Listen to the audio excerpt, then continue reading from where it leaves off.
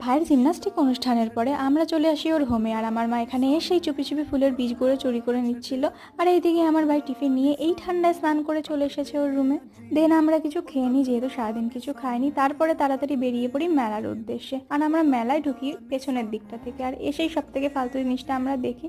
তারপরে এইদিকে আমরা দাঁড়িয়ে দাঁড়িয়ে ভাবি যে এই জিনিসটাতে ওঠা যায় কিনা, বাট ওঠার সাহস আমার হয় না, কারণ আমি ফেসবুকে এটার অনেক অ্যাক্সিডেন্টের ভিডিও দেখেছি। সো সময় নষ্ট করে লাভ নেই। তারপরে আমরা একটু ঘোরাঘুরি শুরু করি। যেহেতু আমরা ভিখারি, আমাদের টাকা পয়সা নেই, তাই চোখের শান্তি নিয়ে কয়েকটা ভিডিও আর ফটো ক্লিক করে আমরা চলে আসি মূল মঞ্চের এখানে। খুব সুন্দর পারফরমেন্স হচ্ছিল এখানে, বাট এখানেও আমরা বেশিক্ষণ দাঁড়াই না। তারপরে আমরা চলে আসি এক্সিবিশনের মাঠে। এখানে প্রচুর সুন্দর সুন্দর হাতের কাজ, পুরো মন মুগ্ধ হয়ে যাওয়ার মতন। ভেবেছিলাম এখানে কিছু ছবি তুলবো, বাট মাছের বাজার দেখে এড়িয়ে গিয়ে কিছু খেয়ে নিই, কারণ তাড়াতাড়ি পিজেশকে হোমে দিয়ে আসতে হতো। সো এখন টাটা। ভিডিওটা ভালো লাগলে লাইক কমেন্ট শেয়ার করে দিও।